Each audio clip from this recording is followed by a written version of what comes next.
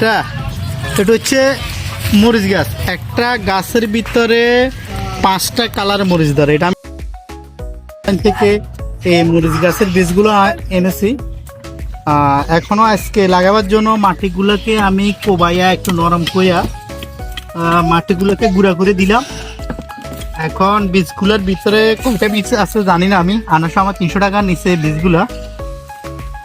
এখন আরো আগে লাগানো ছিল, কিন্তু এখন তো টাইম প্রায়, দেখা যাক ভিতরে। এটা আমি খুলবো, কটা বীজ দিয়েছে 300 টাকার বীজ, মানে আনার সময় 300 টাকা গেছে, তখন বুঝতে পারবো। এইখানে একটা বীজ করে রাখি।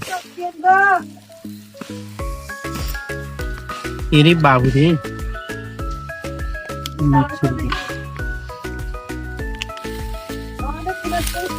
এটা বুঝতে পারছ?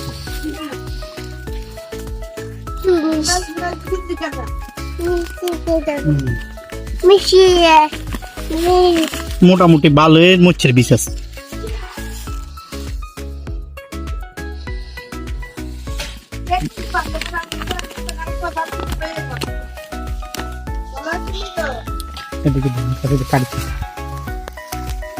এই মরিচের বীজগুলা দেওয়ার পরে মাটিগুলার একটু ইয়ে করে দিলাম, মিশিয়ে দিলাম বীজগুলোর সাথে।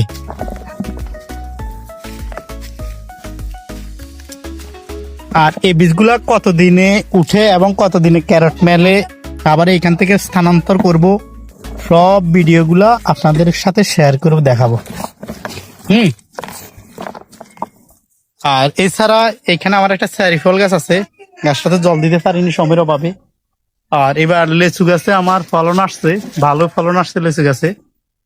ওই লেচুর মুকুল মুকুল দেখা যাইতেছে।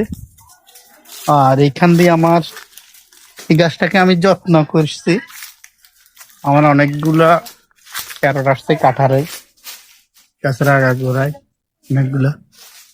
আর এই লেচু গাছটা তো ফলন আসছে, সময়ের অভাবে যত্ন নিতে পারিনি, তাই এই অবস্থা।